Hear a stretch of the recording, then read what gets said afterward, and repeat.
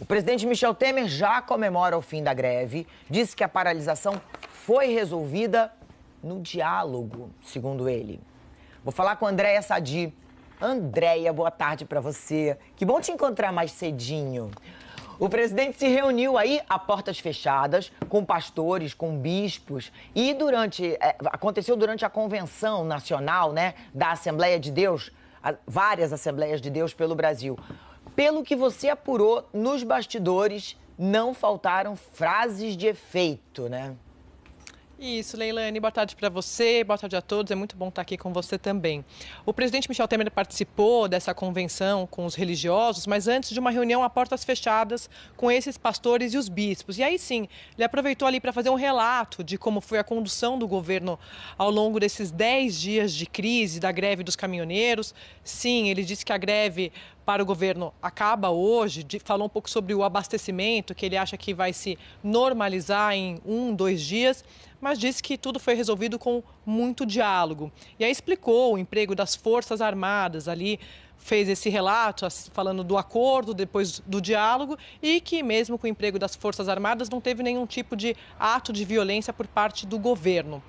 O presidente Temer, nesse encontro, ele também falou, Leilane, na verdade ele pediu aos pastores e bispos que levem às igrejas por todo o país essas ações do governo federal e também que eles preguem pelo diálogo e pela harmonia. Ele defendeu a liberdade de imprensa, admitiu, sim, que ele é alvo de críticas, mas ele disse que prefere desta forma. Que ele disse assim, olha, as pessoas vão passar, eu, presidente Temer, também vou passar, mas as instituições vão permanecer. Palavras de Temer aí nessa reunião a portas fechadas. Defendeu também a harmonia entre os 3 poderes e aí conversou um pouco com eles sobre essa situação aí que está chegando ao fim de fato da greve dos caminhoneiros. Depois dessa reunião, o presidente participou da convenção, que foi ali o culto, aí sim, aberto ao público, aberto à imprensa. E depois ele foi para o Palácio do Planalto, aproveitar fazer ali uma reunião, onde ele também recebeu ali no Palácio o marqueteiro dele, o Elcinho Mouco.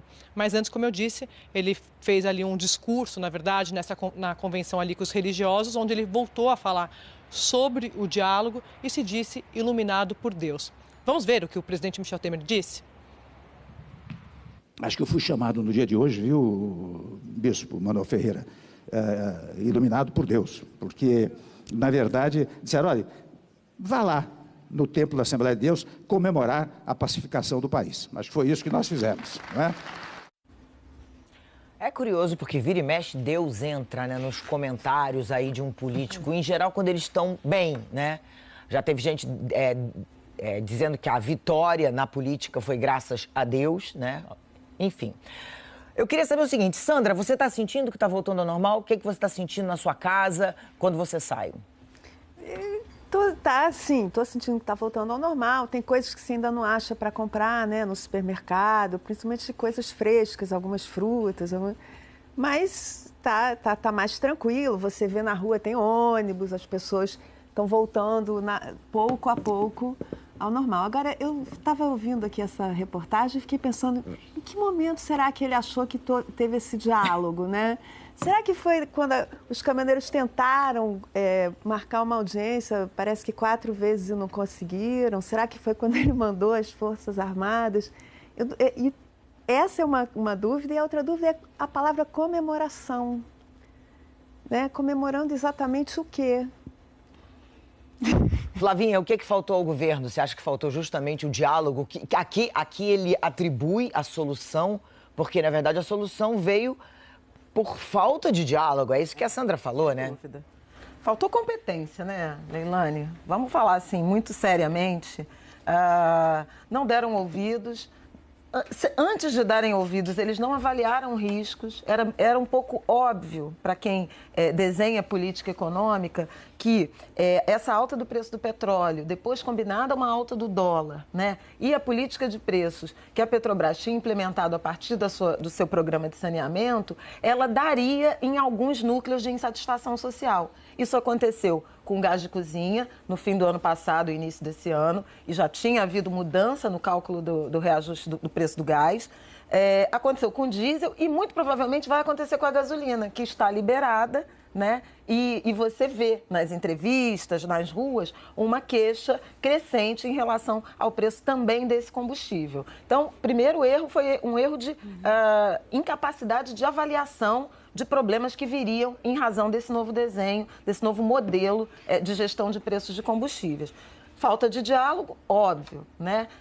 Falta de autoridade, porque a greve se prolongou por mais praticamente 7 dias a partir do dia em que o governo começou a anunciar, começou a ceder na direção dos pleitos dos caminhoneiros. E precisou fazer 2 rodadas, né, de concessões, de mudanças, de mexidas, inclusive no orçamento, que a gente conheceu hoje. Acho que ainda vamos falar sobre isso daqui a pouco. Né? Então, demorou muito a se mexer e demorou muito a tomar o controle, tomar pulso da economia, da situação. E eu nem sei se tomou mesmo. Eu acho que a greve acabou mais por fadiga, né, dos próprios manifestantes, do que exatamente por uma satisfação plena ou uma percepção de que houve diálogo e a categoria foi atendida. Então, foi um erro atrás do outro. E essa festa, ainda por cima, em nome de Deus, eu acho que é uma heresia, né?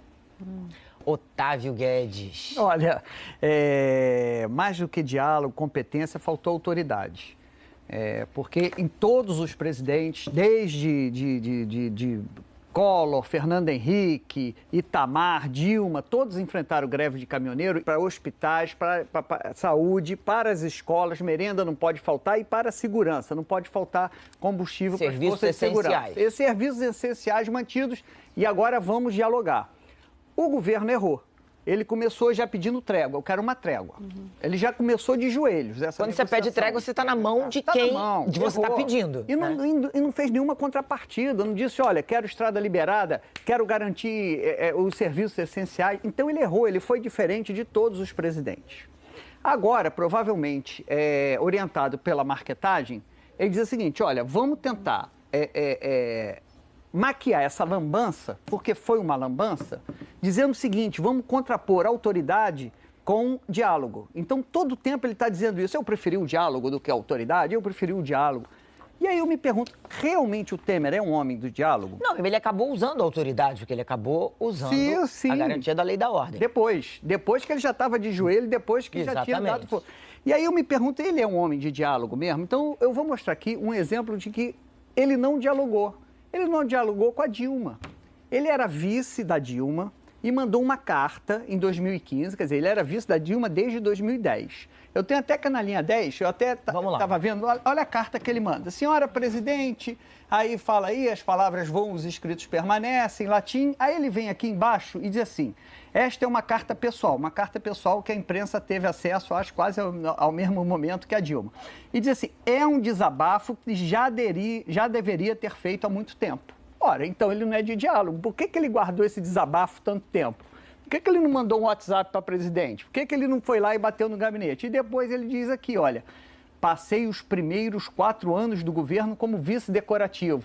Por que ele não foi dialogar? Por que ele não acertou os ponteiros? 4 anos. Não, e vindo ele do Congresso, quer dizer, ele é um parlamentar que pressupõe o diálogo. Pois é, então assim, pelo menos nesse episódio, nem vai dizer, Dilma que não era do diálogo. Sim, mas então como é que ele foi vice 2 vezes desde 2010? Então assim, essa história de diálogo, eu acho que é uma forma do governo estar contrapondo, ou seja, você não pode usar autoridade, que a autoridade é pau no lombo dos caminhoneiros. Não é. A autoridade é um exercício democrático porque a greve não é um direito absoluto. Então, quando você vai negociar, e é absolutamente legítimo que você negocie, você, como não é um direito absoluto, você garante outros direitos também fundamentais. Não, e vamos mostrar que existe uma diferença entre autoridade e força ou violência. Isso. São 2 coisas absolutamente diferentes. E também tem uma diferença entre greve e lockout. Exatamente. Né? A participação do empresariado agrava o movimento e desmoraliza ainda mais o governo, porque não apenas é incapaz de dialogar com setores da sociedade, digamos, ligados ao povo, né, ao trabalhador autônomo, o caso das entidades. Eles nem mapearam, eles demoraram a mapear. Exatamente, então não dialoga com o PIB também, né, com o setor empresarial. Eu também acho que não tem motivo para clima de comemoração, porque esse episódio evidenciou a fragilidade do sistema brasileiro, né, e como é que agora Uma solução é você incentivar o diesel, que é um combustível super poluente, que está sendo proibido em outros lugares do mundo. Ou seja, não é um momento de comemorar nada, é um momento de ver. Não, e na verdade fazer. nada foi conquistado, né? Você evitou o caos, você terminou com o caos, mas você não conquistou, exatamente, você não conquistou nada, então você tem um custo que agora a gente vai vir nos programas sociais. Além do custo orçamentário direto, mas um custo na atividade econômica, né, e interromper um processo ainda frágil de recuperação da economia, quer dizer, são consequências que eu uma ainda autoridade propondo algum projeto de Brasília. Mas aí a gente depende também de uma questão de força, né? Força no sentido de presença do governo, de não fragilidade do governo, que a gente não tem visto. A gente tem visto o governo desgastado, fragilizado, né?